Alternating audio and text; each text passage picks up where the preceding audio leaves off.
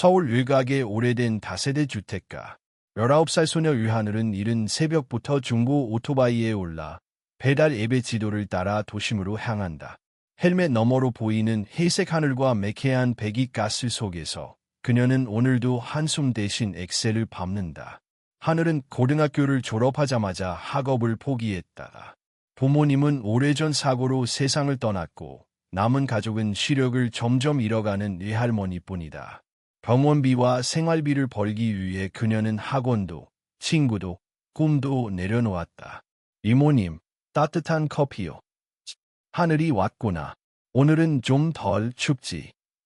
단골 사무실의 경비 아주머니가 웃으며 음료를 받는다. 하늘은 잠시 헬멧을 벗고 차가운 이마를 닦는다. 새벽 5시부터 시작된 배달은 오전 11시가 넘어가면 본격적인 고비를 맞는다. 차는 막히고 고객은 예민해지고 무거운 음식은 손목을 짓누른다. 그러나 하늘은 단 한 번도 늦지 않았다. 고객이 원하면 귓속도 눈속도 달렸다. 그렇게 하루를 14시간씩 달린 끝에 그녀는 서울에서 가장 정확하고 친절한 퀵 배달원으로 유명해졌다. 하지만 아무리 성실해도 가난은 쉽게 사라지지 않았다. 외할머니, 오늘 진료비가 좀 더 나왔어요. 병원에서 추가 검사를 하자고 하더라고. 괜찮다, 하늘아. 내가 조금만 덜 먹으면 돼. 집으로 돌아온 하늘은 작은 주방에서 죽을 데운다. 외할머니는 거실의 낡은 의자에 앉아 흐릿한 눈으로 하늘의 손놀림을 바라본다. 손녀가 얼마나 말없이 힘든지 그녀는 누구보다 잘 안다. 하늘의 방 한 구석엔 정리되지 않은 책더미와 반쯤 완성된 회로판이 놓여 있다. 중학교 시절 그녀는 전국 과학대회에서 수상을 한 적도 있었다. 손재주가 좋고 로봇공학에 관심이 많았다. 하지만 지금은 그 재능을 펼칠 여유조차 없다. 현실은 냉정하고 하루를 버티는 것조차 힘겹다. 그러던 어느 날 하늘의 휴대폰에 낯선 번호로 전화가 걸려왔다. 유하늘 씨 맞으신가요? JS그룹의 이사장님께서 직접 뵙고 싶어 하십니다. 잘못 거신 것 같은데요. 전화를 끊으려던 순간 상대방은 그녀의 모든 정보를 줄줄이 읊었다. 배달 경력, 수상 이력, 고등학교 시절 선생님의 추천서까지. 하늘은 순간 등골이 서늘해졌다. 무슨 일인가요?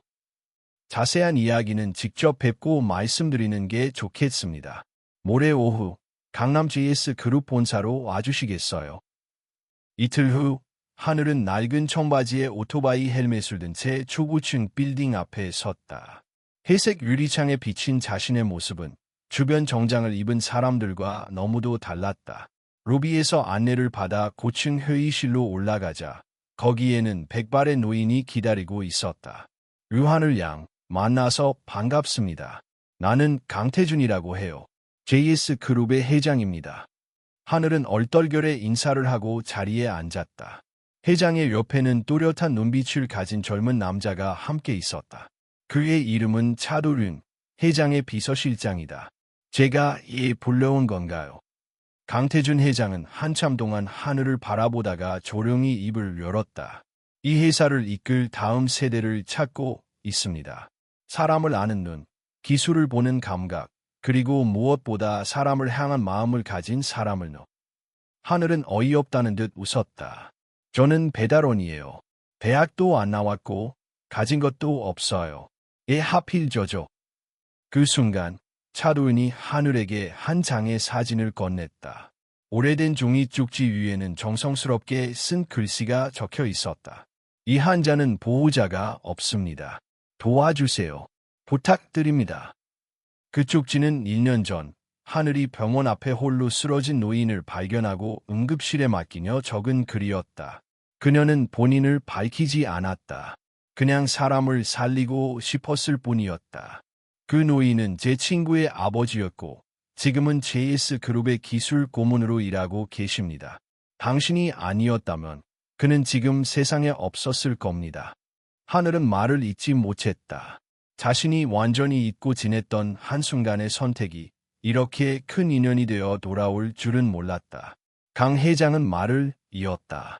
기회는 누구에게나 주어지지 않습니다. 하지만 당신은 이미 사람을 위해 움직일 줄 아는 사람이에요. 그게 제가 당신을 선택한 이유입니다. 그날 하늘은 아무런 대답도 하지 못한 채 건물을 나섰다. 오토바이에 올라탔지만 마음은 도로 위가 아닌 회의실에 남아 있었다. 세상은 조금씩 그녀에게 말을 걸기 시작한 듯했다. 그리고 그 말 속에는 단 하나의 메시지가 담겨 있었다. 이제 너의 이야기를 시작해도 괜찮다고. 며칠간 깊은 고민 끝에 류하늘은 다시 JS그룹의 고층 빌딩 앞에 섰다. 오토바이 키를 손에 꼭 쥔 채 한참을 바라보다가 그녀는 결심한 듯 문을 열고 안으로 들어섰다. 엘리베이터 안에서 자신의 초라한 차림이 거울에 비쳤다. 여전히 작업복의 운동화, 손톱 밑에는 기름때가 남아 있었다. 하지만 그보다 단단한 것은 그녀의 눈빛이었다. 그녀는 단순한 호기심으로 이곳에 온 것이 아니었다. 나도 이제 도망치지 않겠다. 그녀의 다짐은 그날 이후 본격적인 변화로 이어졌다. JS그룹은 차세대 인재 육성 프로젝트라는 명목하에 류하늘을 비공식 인턴으로 받아들였다. 그룹 내부에서도 극히 일부만이 그녀의 존재를 알고 있었고 외부에는 철저히 비밀로 유지되었다. 그녀의 첫 임무는 본사 연구소의 기술 어시스턴트로 일하는 것이었다.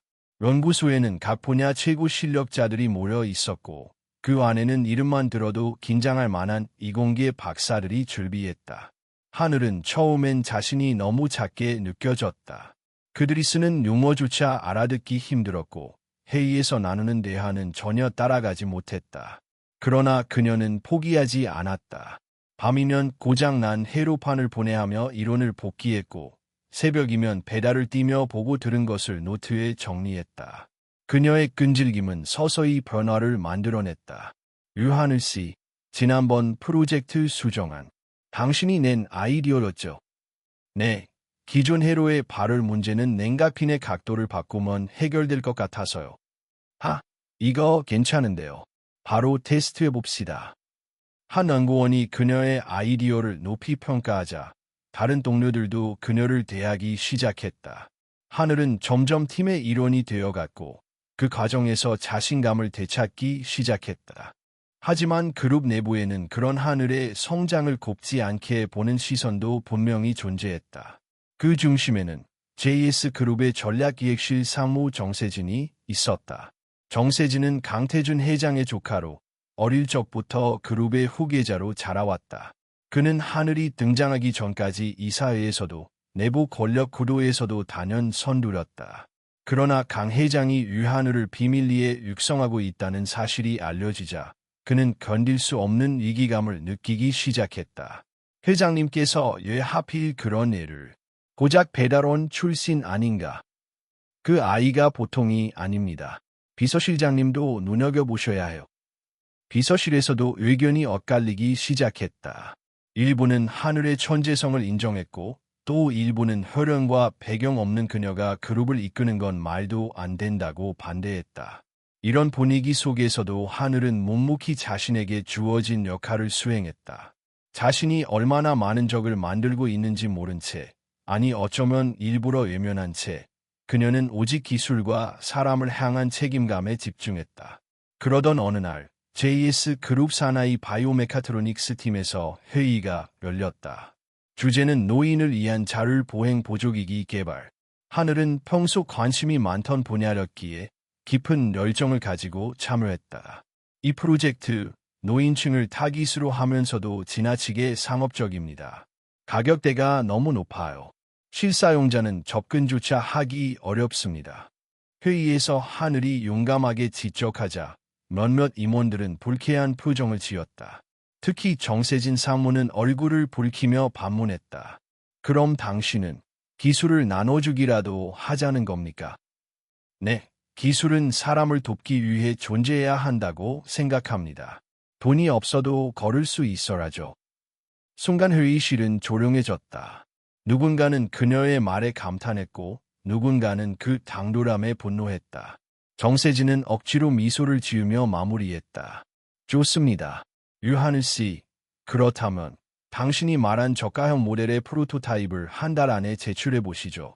가능하다면 전폭적으로 지지하겠습니다. 그 말은 명백한 도전이자 시험이었다. 하늘은 흔들리지 않고 고개를 끄덕였다. 해보겠습니다. 그날 밤, 하늘은 누구보다 일찍 연구실로 돌아왔다.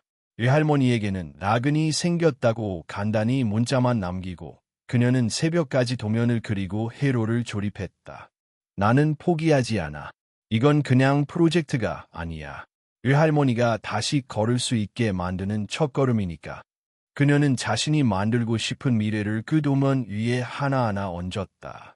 꿈을 포기했던 시간들이 이제 조금씩 새로운 가능성으로 바뀌고 있었다. 그러나 그녀가 알지 못하는 어두운 기류가 이미 퍼지고 있었다. 정세진은 비밀리에 그룹 내 부당 거래와 비자금을 조성하고 있었고, 하늘이 참여한 기술 개발 라인을 압박하며 자신의 입지를 위협하는 모든 요소를 제거하려고 준비하고 있었다. 좋아. 그렇게 자신 있다면 얼마나 버티나 보자. 정세진은 하늘을 향한 본격적인 견제를 시작했고, 그녀는 그것이 단순한 시기와 경쟁을 넘어서 있다는 것을 곧 깨닫게 될 것이다. 한 달, 유하늘에게 주어진 시간은 고작 한 달이었다. 저가형 보조 보행기기를 개발하기 위한 시간. 그녀는 누구보다 절박했고 누구보다 열정적이었다. 연구실에 거의 살다시피 하며 그녀는 잠도 줄이고 식사도 거르며 몰두했다. 그러나 연구는 순탄치 않았다. 예상보다 부품 수급이 늦어졌고 개발용 서버가 알 수 없는 오류로 여러 번 다운되었다. 처음엔 단순한 기술적 문제라고 여겼지만 반복될수록 이상한 낌새가 들었다. 하늘씨, 설계 파일 일부가 손상되었어요. 자동 저장도 작동을 안 했고. 그럴 리가 없는데.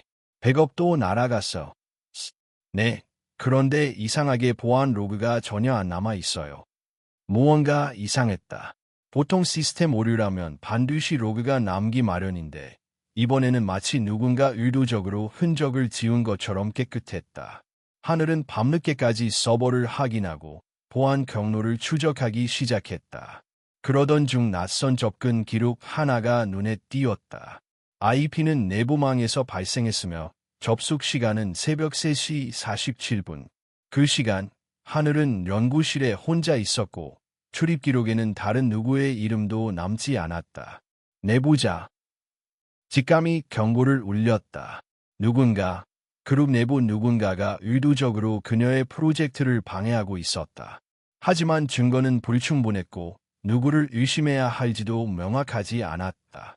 그녀는 모든 데이터를 USB에 따로 백업하고 연구 내용을 외부 저장소에도 이중으로 저장하기 시작했다. 모든 전자기기에 이중 보안을 걸고 카메라도 따로 설치했다. 이제 그녀는 더 이상 순진하지 않았다. 세상은 정의만으로 움직이지 않는다는 걸 깨달았고 그럼에도 불구하고 그녀는 멈추지 않기로 했다. 며칠 후 프로젝트 중간 점검 회의가 열렸다.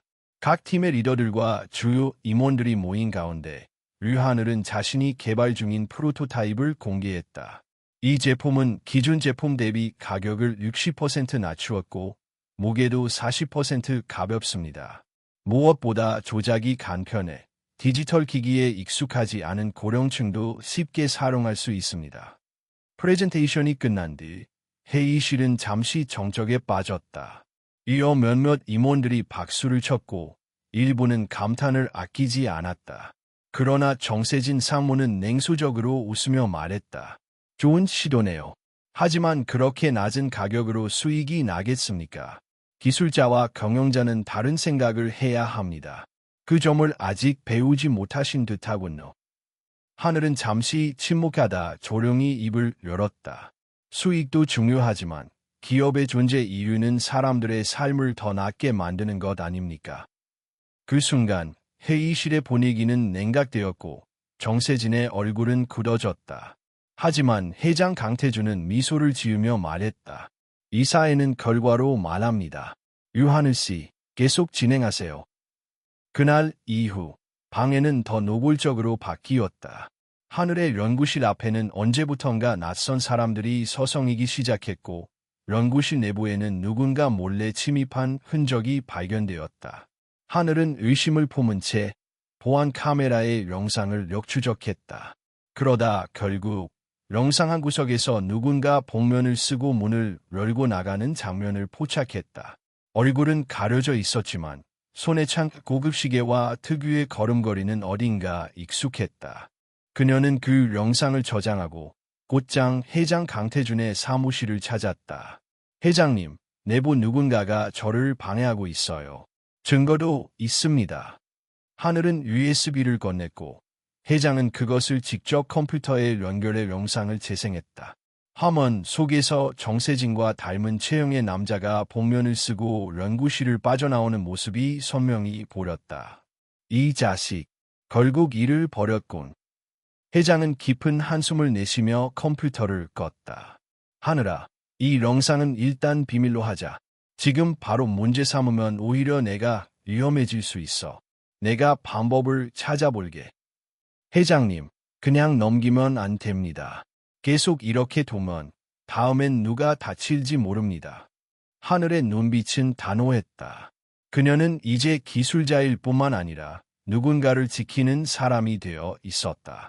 그날 밤, 하늘은 외할머니가 만든 미역국을 먹으며 조용히 눈물을 삼켰다. 아무에게도 말하지 못했지만 그녀는 무서웠다. 자신이 모르는 적이 많아질수록, 지켜야 할 사람이 더 소중해질수록 그녀는 더 단단해져야 했다. 며칠 후, 프로젝트의 마지막 테스트가 있던 날, 연구실에 들어선 하늘은 멍하니 바닥을 바라봤다.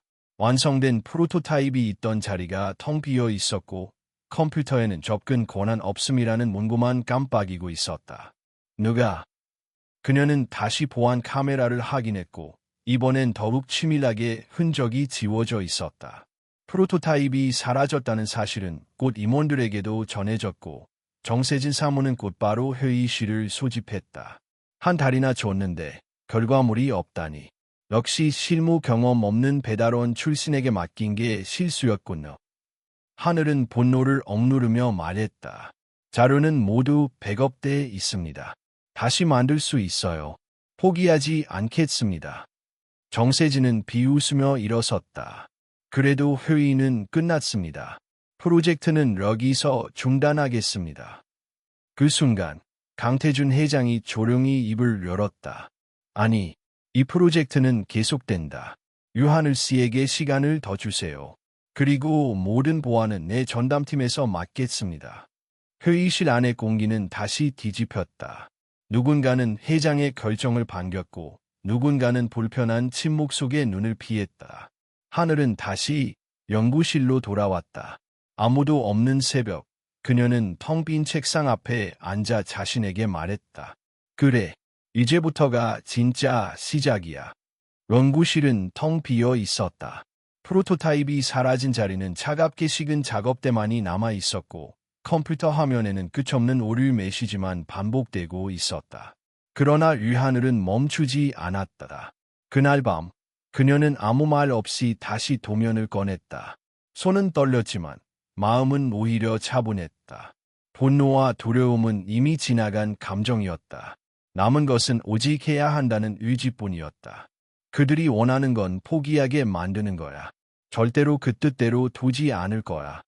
그녀는 첫 번째 프로토타입보다 더 간단하면서도 강력한 설계를 구상하기 시작했다. 이전보다 제작 비용을 더 줄이면서 기능은 유지하는 방식이었다. 자료는 다행히 외부 클라우드에 이중 백업해 두었기에 기술적으로는 다시 만드는데 큰 문제는 없었다.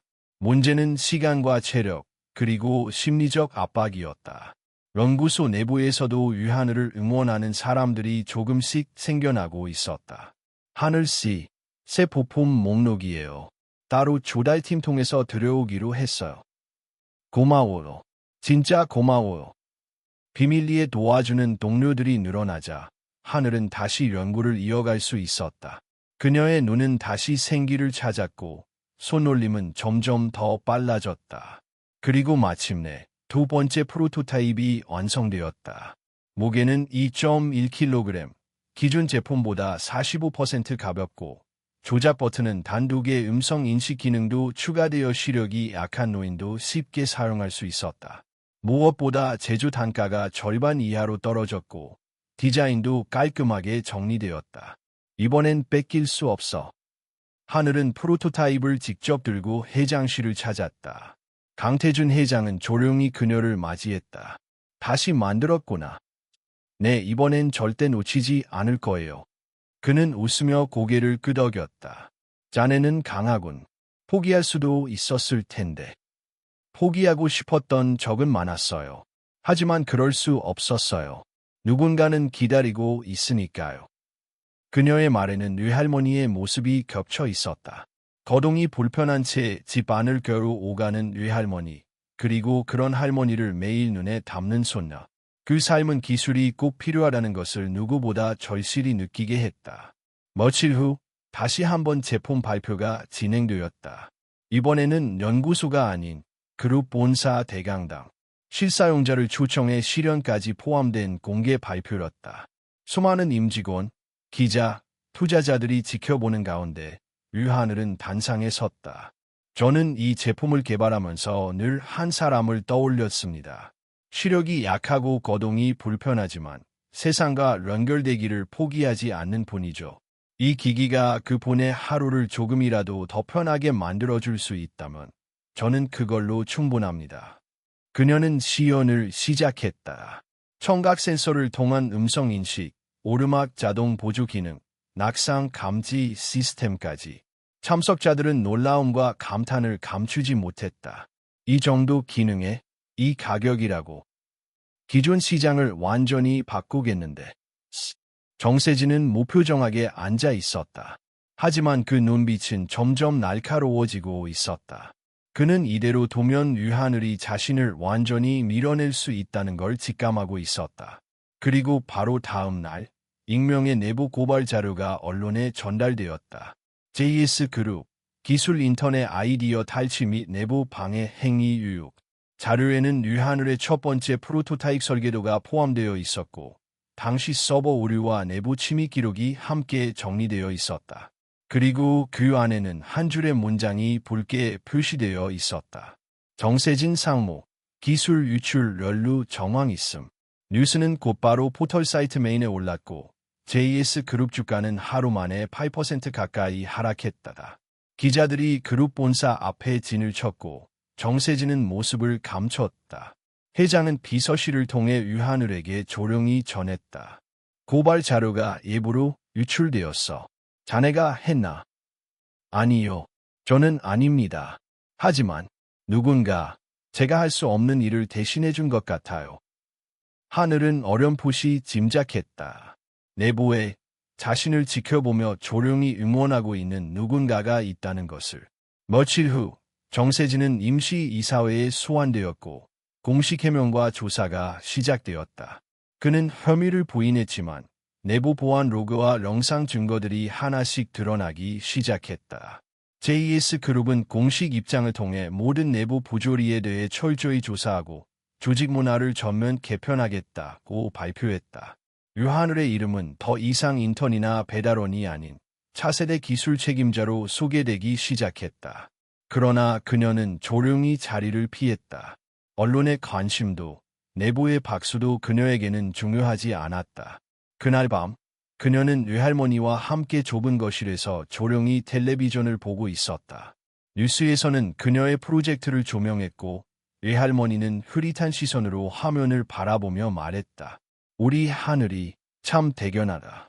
하늘은 웃으며 외할머니의 손을 꼭 잡았다. 아직 멀었어요. 더 멀리 가야 해요. 그리고 그 순간 그녀의 휴대폰에 한 통의 메시지가 도착했다. 다음은 너의 과거야. 기대해. 번호는 없었고 발신지도 없었다. 하늘은 문자를 읽고 잠시 정적에 빠졌다. 그러나 곧 침착하게 화면을 껐다. 이제 진짜 싸움이 시작되는구나. 유하늘은 벽에 걸린 시계를 바라보며 천천히 숨을 내쉬었다. 프로젝트 발표 이후 JS 그룹의 분위기는 급격히 변하고 있었다. 언론의 관심은 집중되었고 회장실에서는 그녀를 그룹의 공식적인 인재로 선포할 준비까지 하고 있었다. 하지만 하늘은 조용했다. 그녀는 겉으로 보이는 한호 속에 무언가 이상한 기류가 감돌고 있다는 걸 본능적으로 느끼고 있었다. 며칠 전 받은 익명의 문자. 그 한 줄의 메시지는 단순한 장난이 아니었다. 다음은 너의 과거야. 기대해. 그 문자가 도착한 이후 이상한 일들이 연달아 벌어졌다. 그녀의 중학교 시절 담임 선생이 갑작스레 언론 인터뷰에 등장했고, 고등학교 시절 친구들이 SNS에서 그녀의 과거를 언급하기 시작했다. 유하늘, 걔 옛날에 문제 많았잖아. 학교도 자주 빠지고. 기계 잘 다룬다더니 도둑질 얘기도 있었지 않아. 사실 무근이었다. 하늘은 학교를 자주 빠질 수밖에 없었다. 부모가 사고로 세상을 떠나고 병든 외할머니를 돌보며 생계를 꾸리느라 정상적인 학교 생활이 불가능했던 것뿐이었다. 도둑질이라는 소문도 당시 반에서 일어난 사건을 누군가가 그녀에게 덮어씌운 것이었다. 근해 조사 결과 무혐의로 마무리됐지만 그 이야기는 여전히 누군가의 입에서 독처럼 퍼져나가고 있었다. 하늘은 무너지는 기분이었다. 아무리 노력해도 과거는 바꿀 수 없고 사람들은 진실보다 흥미를 좇았다. JS 그룹 내부 분위기도 미묘하게 변했다. 일부 임원은 그녀와의 거리를 두기 시작했고 회의에서 그녀의 의견이 무시되는 일도 생겼다. 요즘 언론이 시끄러운데 잠시 조용히 지내는 게 어떨까요? 한 중역의 말에 하늘은 조용히 고개를 숙였다. 네. 그녀는 외부 활동을 자제하고 연구실에만 머물며 프로젝트 후속 작업에 집중했다. 하지만 마음 한켠은 계속 무거웠다. 자신이 아무리 기술적으로 성과를 내도 단 하나의 흠으로 모든 것이 무너질 수 있다는 사실이 그녀를 괴롭혔다. 그날 밤, 그녀는 오래된 상자를 꺼냈다. 상자 안에는 부모님이 남긴 사진 몇 장과 중학교 시절 수첩, 그리고 그날 사고 기사 스크랩이 있었다. 2011년 9월 3일, 인천 외곽도로에서 발생한 연쇄 추돌 사고. 컨테이너 트럭이 브레이크 고장으로 중앙선을 침범하며 다수의 사상자가 발생했고, 그중 2명이 하늘에 버무렸다. 그 사고 이후 그녀의 삶은 완전히 바뀌었다. 어릴 적 좋아하던 과학실험 대신 식당 설거지를 하고 주말에는 물류센터에서 상자를 옮겼다. 세상이 공정하지 않다는 것을 일찍 배운 아이는 자신만의 방식으로 살아남는 법을 익혔다. 그리고 그날 하나의 의문이 떠올랐다. 왜 그 사고에 대해 아무도 책임지지 않았을까? 하늘은 다시 사고 기사를 읽기 시작했다. 차량 소유주는 미래하이텍 물류 자회사, 운전자는 과로로 의식을 잃은 상태였다고 적혀 있었다. 그러나 더 이상한 건 사고 이후 해당 물류회사를 급하게 정리하고 문을 닫았다는 점이었다. 그녀는 JS 그룹 내부 자료 시스템에 접근했다. 몇 번의 승인 절차를 거쳐 오래된 경영보고서와 회계 자료를 확인할 수 있었다.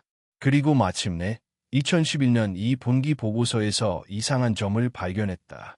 물류관리 비용 축소, 인력 교체, 차량 정기 점검 생략. 그 지침을 최종 승인한 사람의 이름은 정세진. 그는 당시 그룹 내 SCM 실장으로 근무 중이었고 비용 절감을 이유로 무리하게 정책을 밀어붙였던 것이다. 그 사고는 단순한 교통사고가 아니었어. 하늘은 혼란스러웠다. 자신이 무너뜨리려는 사람이 단지 지금의 악인이 아니라 과거 자신의 삶을 송두리째 바꾸어 놓은 장본인일 수도 있다는 사실. 그리고 그가 지금 자신의 과거를 끄집어내어 다시 한번 그녀를 쓰러뜨리려 하고 있었다. 그 순간 하늘은 결심했다. 도망치지 않겠다고. 다음 날 그녀는 회장 강태준을 찾아갔다. 회장은 이미 그녀의 과거 기사와 소문들을 접한 상태였다.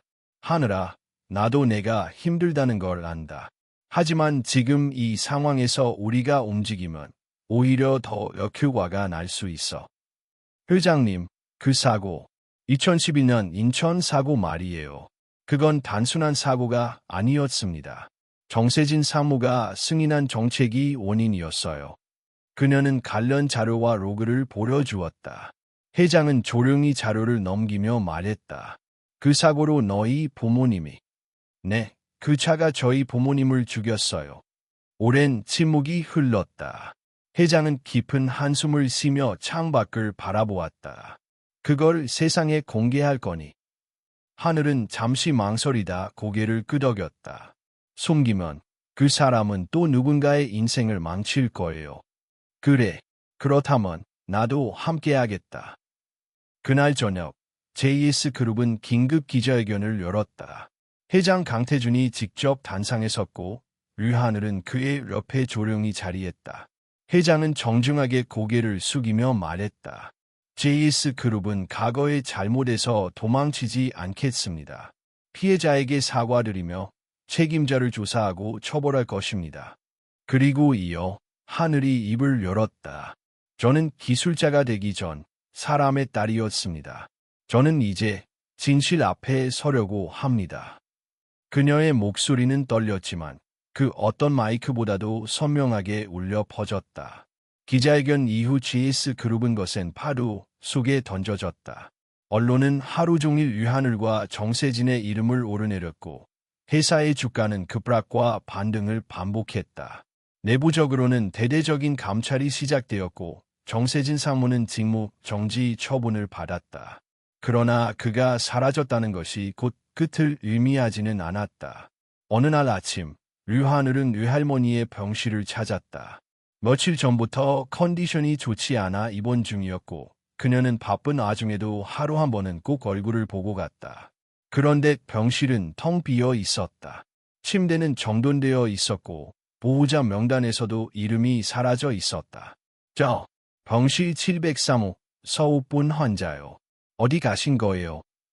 간호사는 당황한 듯 말했다. 조금 전 보호자 분이 퇴원 수속 밟으셨는데요. 아주머니요. 서류도 다 갖고 오셨고. 보호자요. 제가 보호자인데요. 하늘의 뇌리를 스치는 한 사람이 있었다. 곧바로 병원 CCTV를 확인했다. 화면 속 외할머니의 휠체어를 밀고 병원을 나서는 여성은 모자를 깊게 눌러쓰고 있었다. 그러나 그녀의 뒤를 따르던 남자는 분명 정세진의 경호원 출신이었다. 하늘은 숨이 턱 막혔다. 그녀는 곧장 병원을 나와 바이크에 올라탔다. 가슴은 이미 쿵쾅거리고 있었고 손은 핸들 위에서 미세하게 떨렸다. 정세진은 더 이상 조용히 물러설 생각이 없었다. 그는 이제 모든 것을 잃었고 그렇기에 더 무서웠다. 그날 밤 하늘의 휴대폰에 전화 한 통이 걸려왔다. 찾고 싶으면 혼자 와라. 그 외엔 아무것도 묻지 마. 목소리는 낮고 냉정했다. 배경음으로는 파도 소리와 철문 닫히는 소리가 들렸다. 그녀는 그 장소가 어딘지 어렴풋이 짐작했다. 도심에서 멀지 않은 인천항. 버려진 컨테이너 아적장이 있는 곳, 예전 JS 물류가 사용했던 장소였다. 하늘은 모든 전자기기를 끄고 위치 추적도 차단한 채 그곳으로 향했다. 그녀는 홀로였다. 버려진 보드, 철제문 너머에는 낡은 컨테이너 하나가 서 있었다. 안쪽에는 배선이 엉켜 있고 벽면에는 산업용 가스통이 놓여 있었다. 그 한가운데 외할머니가 눈을 감은 채 의자에 묶여 있었다. 할머니. 하늘이 달려가려는 순간 정세진이 모습을 드러냈다. 권총을 손에 쥐고 있었다. 가만히 있어. 움직이면 안 돼. 하늘은 멈춰 섰다. 그를 본 순간 지난 시간의 공포가 되살아났다. 그러나 이번에는 달랐다. 그녀는 더 이상 두려움에 무릎 꿇지 않았다. 왜 이러는 거예요? 이미 모든 게 밝혀졌어요. 정세진은 미소를 지으며 말했다. 밝혀졌다고. 세상은 진실 따위엔 관심 없어. 누가 더 큰 소리를 내느나 그게 현실이지. 그는 가스통 쪽으로 걸어가 레버를 조작했다. 가스가 천천히 새어나가기 시작했다. 지금부터 10분 안에 이 공간은 질식 상태가 될 거야. 그리고 그는 하늘에게 태블릿을 내밀었다. 화면에는 JS그룹의 핵심 기술 파일들이 담긴 폴더가 있었다. 이걸 전부 복사해서 력이 전송해. 그러면 그 노인은 살려주지. 하늘은 태블릿을 바라보며 침묵했다.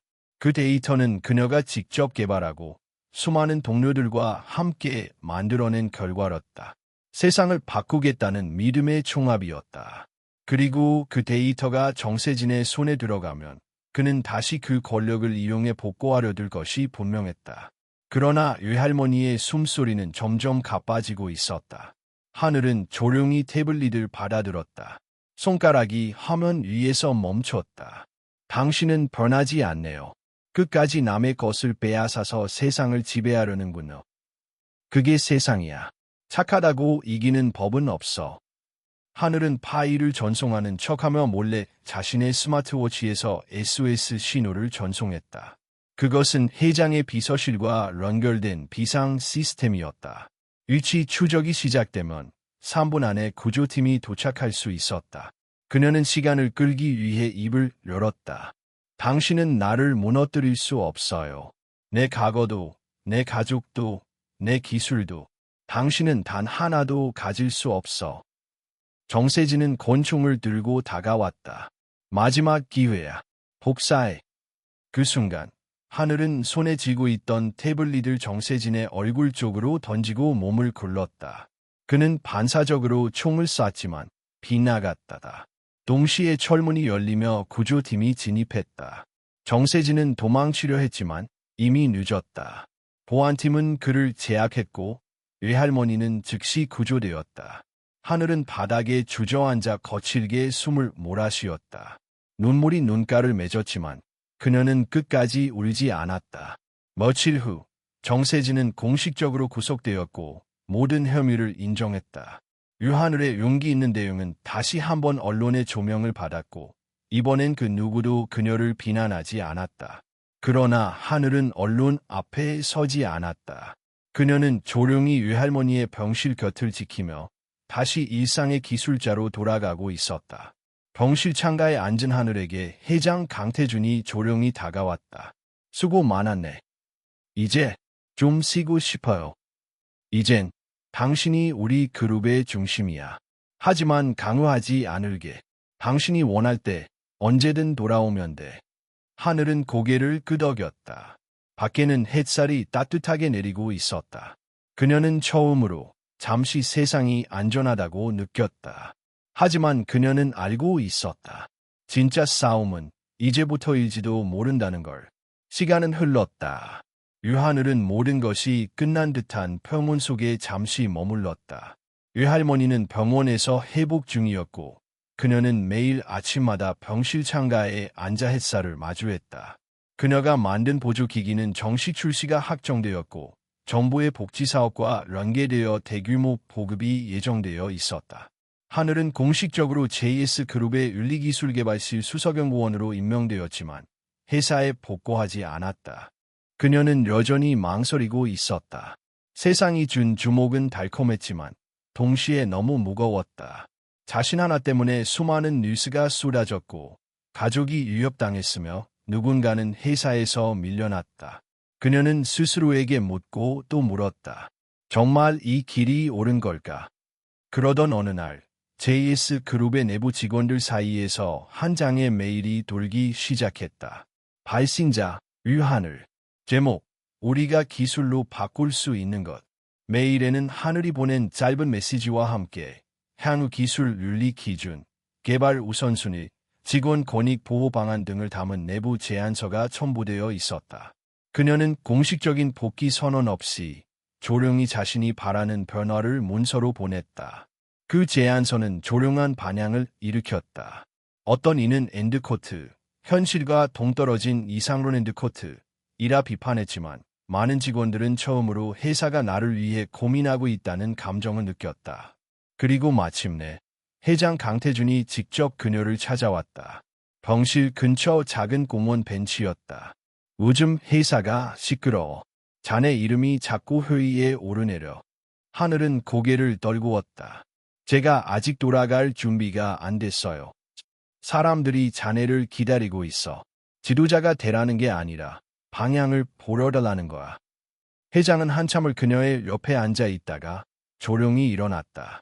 내가 회장 자리를 내려놓기로 했어. 다음 경영진이 정해지면 공식적으로 발표할 생각이야.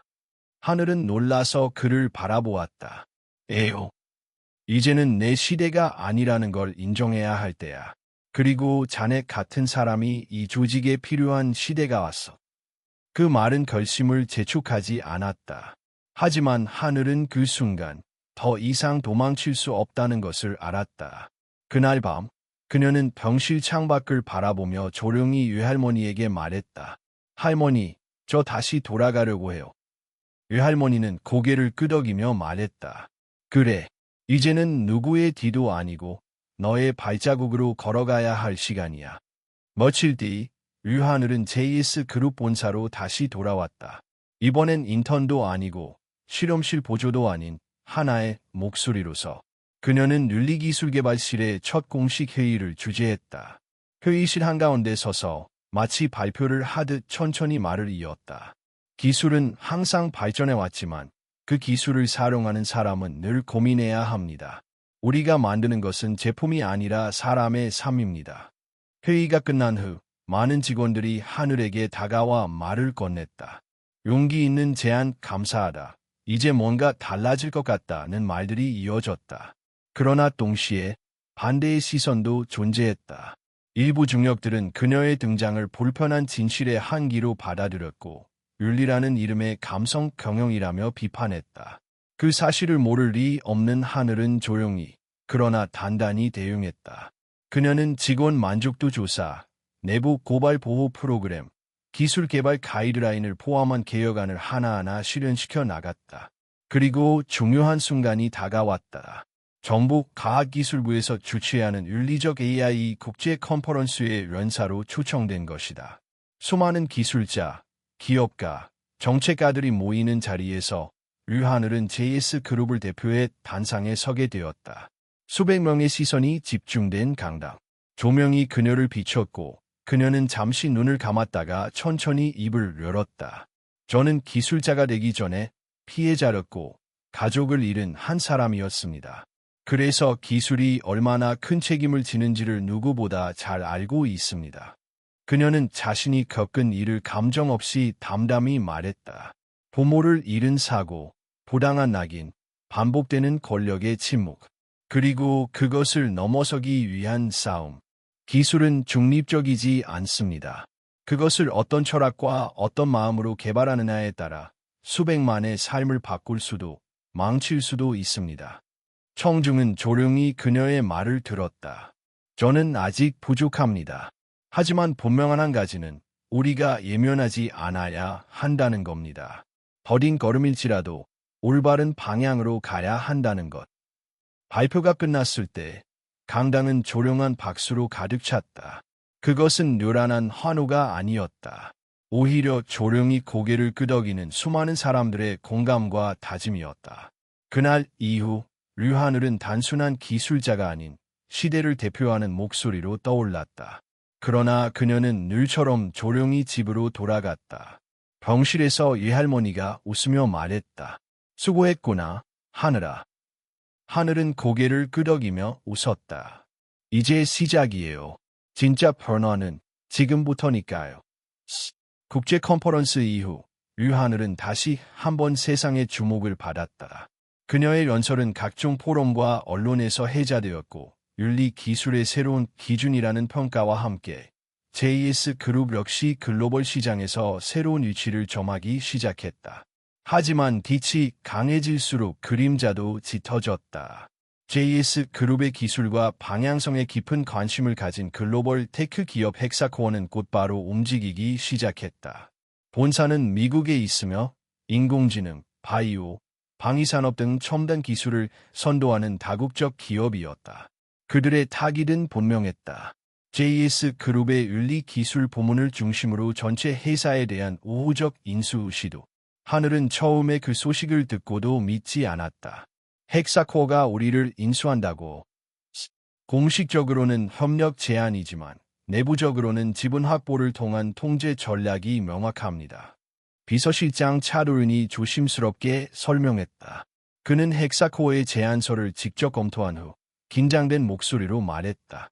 처음엔 공동 연구를 제안했고 곧이어 전략적 투자, 그리고 지금은 경영권 확보가 목표입니다. 이대로라면 1년 안에 JS그룹의 방향성은 완전히 바뀔 수도 있습니다. 하늘은 조용히 책상 위에 놓인 제안서를 펼쳤다. 최첨단 기술 협력, 연구개발 자금 전폭 지원, 글로벌 유통망 연계. 모든 조건은 매력적이었고 수치상으로는 단점이 없었다. 하지만 단 한 줄도 윤리에 대한 언급은 없었다. 우리지요. 헥사코어는 이미 훨씬 더 큰 기술력과 시장을 가지고 있잖아요.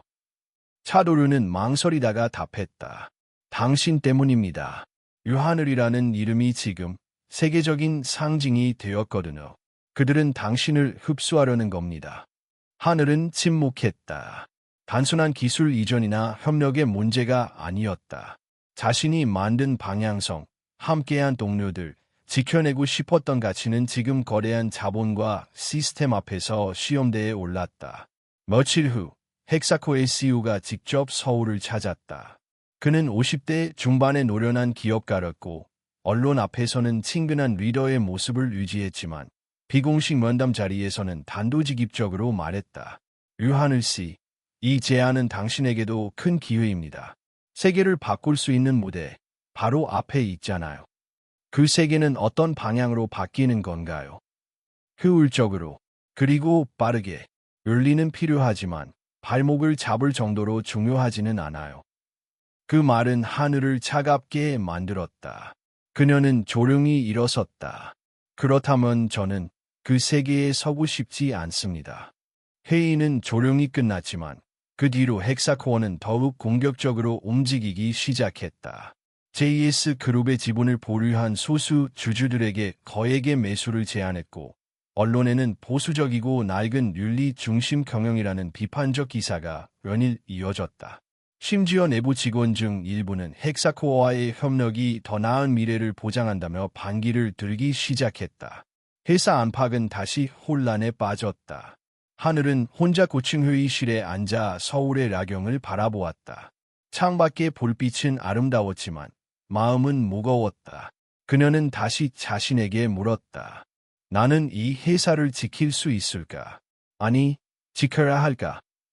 그때 연구소에서 함께 일하던 동료 박지훈이 조심스럽게 다가왔다. 그는 말이 적지만 늘 성실하게 곁을 지켜준 사람 중 하나였다. 유하늘 책임자님, 힘드시죠? 하지만 저희는 당신을 믿어요. 지금 이 방향이 맞는지 확신이 없어요. 저는 확신해요. 만약 이 가치가 무너진다면 기술은 더 이상 사람을 위한 게 아니게 될 거예요. 저희는 다시 과거로 돌아가게 되겠죠. 그 말은 하늘의 마음에 묵직한 파문을 남겼다. 다음 날, 하늘은 전 직원이 모인 타운홀 미팅을 소집했다. 대강당은 가득 찼고 언론도 초대되지 않은 비공개 회의였다. 하늘은 단상에 섰다. 지금 우리 앞에는 두 갈래 길이 놓여 있습니다. 하나는 빠르고 화려한 길입니다. 자본과 시스템, 글로벌 영향력이 보장된 길. 다른 하나는 느리고 어렵지만 우리가 직접 선택한 길입니다. 그녀는 잠시 숨을 고르고 말을 이었다. 저는 후자를 선택하려 합니다. 우리가 만든 기술이 사람을 위한 것이기를 포기하지 않겠습니다. 하지만 이 결정은 제 독단으로 할 수 없습니다. 그녀는 손에 들고 있던 문서를 들어 보렸다. 윤리기술 부문을 독립자회사로 분리해 비영리 조직으로 운영할 것을 제안합니다. JS그룹은 투자자로서 역할을 하되 이 조직은 시장 논리가 아닌 사회적 책임에 따라 운영됩니다. 순간 강당은 술렁였다. 모두가 예상치 못한 제안이었다. 그러나 곧 누군가가 박수를 쳤고 이어서 수많은 박수가 뒤따랐다. 그날 이후 JS그룹은 역대 최초로 비영리 기술 자회사를 설립하게 되었다. 이름은 휴먼코드. 유하늘이 이끄는 사람을 위한 기술을 만드는 실험실이었다. 그리고 헥사코어는 그 제안을 철회했다. 유하늘은 힘을 버리고 가치를 택함으로써 진정한 권력을 손에 넣었다. 휴먼코드가 설립된 지 6개월. 비영리 기술 연구소라는 전례 없는 조직은 처음엔 많은 이들의 회의와 비판을 받았다. 수익을 목표로 하지 않는 기술, 주주 가치와 무관한 런그. 그것은 이상주의자들의 공상에 불과하다는 시선이 따랐다. 그러나 유하늘은 그 시선들 속에서도 멈추지 않았다. 그녀가 제안한 첫 번째 글로벌 프로젝트는 국경을 넘는 의료 접근성 개선 사업이었다. 프로젝트명 NVNK. 목표는 단순했다. 의료 인프라가 부족한 개발도상국 지역에 이동형 원격 진료 시스템을 배포하는 것. 이를 위해 그녀는 JS그룹을 비롯한 여러 국제 파트너들과 협력해 초경량 진료 장비, 이성통신망, 자동 번역 의료 시스템을 개발하기 시작했다. 우리가 만든 이 장치는 세상에서 가장 외로운 아이도, 가장 멀리 떨어진 마을의 어르신도 누구나 의사의 얼굴을 마주할 수 있게 해줍니다. 그녀의 말은 언론을 통해 전 세계로 퍼졌고 기술의 정의로운 사용이라는 이름 아래 수많은 전문가와 자원봉사자들이 NVNK에 합류했다. 그리고 드디어 첫 번째 현장 배포국이 정해졌다. 남수단. 아프리카 대륙의 중심에서 여전히 내전과 질병, 기아에 시달리는 곳, 가장 어려운 곳부터 시작하겠다는 하늘의 의지는 명확했다. 프로젝트 팀이 현장으로 떠나기 전날 밤, 차도인 비서실장이 조용히 그녀를 불렀다. 당신이 직접 갈 필요는 없어요. 위험합니다. 그래서 가야 해요. 가장 앞에서 이 기술이 어떻게 사람을 돕는지 제가 봐야 하니까요. 그녀는 단지 기술을 보내는 것이 아니라 신뢰를 보내고 싶었다. 가장 연약한 곳에 가장 강한 의지를 전하고 싶었다. 남수단의 현장은 상상보다 더 열악했다. 더위와 습기, 불안정한 전력 공급, 그리고 무엇보다도 신뢰 부족. 기술 이전의 마음을 얻는 일이 더 어려웠다. 그녀는 매일같이 현지인들과 대화하고 아이들과 놀고 장비 설치와 사용법을 하나하나 설명했다. 의료진도 함께 훈련을 거쳐 점차 시스템은 자리를 잡아갔다. 그리고 어느 날 병든 아이 하나가 장비를 통해 진단받고 치료약을 전달받는 순간 어머니는 눈물을 흘리며 하늘에게 말했다. 이 장치는 우리 아이에게 생명을 줬어요. 당신이 아니라면 이 아이는 이틀을 버티지 못했을 거예요. 그 말은 그녀에게 모든 대가를 무의미하게 만들었다. 그러나 시련은 끝나지 않았다. 현장 배포 마지막 날 밤, 장비 이송 중 차량이 폭우로 인해 강가에서 추락하는 사고가 발생했다. 트럭 안에는 미설치 장비 5대와 자원봉사자 2명, 그리고 유하늘이 있었다. 트럭은 빠르게 물에 잠기기 시작했고 자원봉사자들은 다행히 창문을 통해 빠져나올 수 있었다. 그러나 하늘은 장비를 고정하던 버클에 한쪽 발이 끼인 채 움직이지 못했다. 하늘님, 어서 나와요. 여기서 이러면 안 돼요. 먼저 올라가요. 그녀는 끝까지 장비가 물에 잠기지 않도록 손으로 받치며 버티고 있었다. 그 장비 하나하나가 생명을 살릴 수 있다는 걸 누구보다 잘 알았기 때문이었다. 결국 구조팀이 도착했고 하늘은 마지막 순간에 구조되었지만 사고로 인해 다리뼈가 크게 손상되었다. 의사는 말했다. 당분간 걷는 건 어려울 수 있습니다. 재활도 길게 보고 들어가셔야 합니다. 병상에 누운 그녀는 조용히 웃었다. 그래도 다행이에요. 장비는 무사하죠. 그녀의 희생은 곧바로 전 세계에 알려졌다. 각국의 언론은 기술이 사람을 향할 때 지도자가 앞에 설 때라는 제목으로 그녀의 행동을 조명했고 수많은 이들이 휴먼 코드의 후원을 시작했다. 하지만 그녀는 그 모든 스포트라이트 속에서도 여전히 묻고 있었다. 이게 정말 옳은 방향일까? 어느 날 밤, 외할머니가 병실을 찾아왔다. 하늘은 휠체어에 앉아 있었고 병원 복도에는 조용한 음악이 흐르고 있었다. 많이 아프지? 아파도 돼요. 아픈 만큼 확신이 생겨요. 외할머니는 그녀의 손을 꼭 잡으며 말했다. 하늘아, 세상은 내가 다 바꿀 수 없어. 하지만 너 하나로 바뀌는 세상도 있어. 그거면 충분한 거야. 그 말은 하늘의 가슴 속에 깊이 스며들었다. 며칠 후 하늘은 재활치료를 시작했다. 천천히, 그러나 확실하게. 그녀는 여전히 휠체어에 있었지만 눈빛은 어느 때보다 빛나고 있었다. 그리고 전 세계에 배포된 NVNK 장비는 드디어 1000대를 돌파했다. 각 나라의 수혜 지역에서 생명을 살리는 이야기가 하나둘씩 보고되기 시작했고 그것은 통계가 아닌 진짜 사람들의 이야기로 남았다. 유하늘은 그렇게 세상을 조금씩 바꿔가고 있었다. 계절이 2번 바뀌는 동안 유하늘은 재활병원에서 천천히 그러나 꾸준히 걸음을 되찾고 있었다. 처음엔 몇 걸음만으로도 숨이 가빴고 무릎이 떨렸다. 하지만 그녀는 포기하지 않았다. NOPNK 프로젝트는 세계 곳곳에서 뿌리를 내리고 있었다. 현재까지 38개국, 1,500개 이상 지역에 장비가 배포되었고 수십만 명이 의료 접근성을 개선한 덕분에 치료받을 수 있었다. 오는 유하늘을 올해의 기술 인도자로 선정했고 여러 대학에서 명예 박사학위 수여 요청이 들어왔다. 그러나 그녀는 여전히 조용히 있었다. 자신의 이름이 떠오를수록 더 깊은 곳으로 물러났다.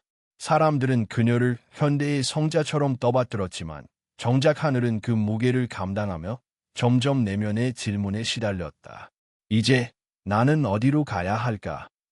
그녀는 기술자였고 한때 이상주의자였으며 지금은 수많은 사람의 삶에 관여한 하나의 이름이 되어버렸다. 그러나 인간 유하늘은 여전히 불안정했고 누군가의 딸이자 한 여자로서의 삶을 살아가야 했다. 하루는 오랜 시간 함께해온 차도윤이 병원 옥상에서 그녀를 찾아왔다. 오늘 이사회가 있었어요. 그래요? 이 사진들이 당신에게 회장직을 제안했습니다. JS 그룹 전체를 맡아 달라고. 하늘은 아무 말 없이 하늘을 바라보았다. 구름이 낮게 깔려 있었고 멀리서 비 냄새가 느껴졌다. 도윤 씨는 제가 그 자리를 맡는 게 맞다고 생각해요? 그는 잠시 머무시다가 말했다. 글쎄요. 하지만 저는 당신이 그 자리에 앉을 때보다 이 병원 옥상에서 사람들과 미래를 고민할 때가 훨씬 어울린다고 생각합니다. 그 말은 의외로 그녀의 마음을 가볍게 했다. 그날 밤 하늘은 외할머니와 나란히 앉아 오래된 사진첩을 넘기고 있었다. 앳된 얼굴의 어린 유하늘, 반쯤 웃고 있는 부모님, 그리고 식탁에 놓인 낡은 과학 키트. 할머니, 저 기억나요. 이 키트요. 제가 처음 만든 자동 센서 조명이었어요. 정전기만 감지되면 불이 켜지던 거. 그랬지. 그거 보고 내 아버지가 얼마나 좋아했는지 몰라. 사진 속에는 아무 야망도 없었다. 단지 누군가의 불편을 줄여주고 싶은 마음, 그 단순한 바람이 있었다. 하늘은 조용히 외할머니의 손을 잡았다. 저 이제 그때의 마음으로 돌아가고 싶어. 다음 날, 류하늘은 JS그룹의 공식 입장을 전달했다. 회장직 거부, 모든 직책 사임, 휴먼코드의 운영도 다음 세대로 이양. 그녀는 발표를 직접 하지 않았다. 긴 글도 남기지 않았다. 단지 짧은 영상 하나를 남겼다. 영상 속 그녀는 이렇게 말했다. 기술은 사람이 만든 것입니다. 그리고 사람은 결국 사랑하는 사람 곁에 있어야 합니다. 저는 지금 제가 지켜야 할 것을 충분히 지켜냈다고 생각합니다. 이제는 이 길을 이어갈 더 많은 손들을 믿고 제 자리를 내려놓겠습니다. 그 영상은 전 세계에 공유되었고 수많은 댓글과 눈물이 이어졌다. 어떤 이들은 그녀의 결정을 위대한 퇴장이라 불렀고 어떤 이들은 가장 용기 있는 선택이라 불렀다. 그리고 몇 주 뒤 류하늘은 어느 시골 마을에 조용히 정착했다. 작은 집, 오래된 창문, 텃밭이 있는 삶. 그녀는 아침이면 책을 읽고 오후엔 동네 아이들에게 간단한 기계 수업을 열었다. 선생님, 로봇도 만들 수 있어요. 그럼 마음만 있으면 뭐든 만들 수 있지. 그녀는 그렇게 다시 기술자 류하늘로 돌아갔다. NOPNK는 계속해서 확장되었고 휴먼코드는 전 세계 젊은 기술자들의 상징적인 조직으로 성장했다. 그녀의 이름은 교과서에 실렸고 다큐멘터리로 만들어졌다. 하지만 정작 그녀는 다시는 스포트라이트 아래 서지 않았다. 어느 날 국제기술포럼에서 한 젊은 기술자가 단상에 올라 발표를 마친 후 말했다. 제가 이 자리에 설 수 있었던 건 한 사람 덕분입니다. 그녀는 더 이상 이 무대에 없지만 제가 지금 전하는 이 가치 속에 여전히 살아 있습니다. 그녀의 이야기는 그렇게 계속되고 있었다. 무대 위에선 아니었지만 누군가의 손끝, 누군가의 생각, 누군가의 선택 안에서. 그리고 어느 저녁 마당에 앉아 차를 마시던 유하늘은 조용히 하늘을 올려 쳐다보았다. 그곳에는 아무도 없었지만 별들이 유난히 가까이에서 빛나고 있었다. 그녀는 미소 지으며 속삭였다. 이제 정말 괜찮아요.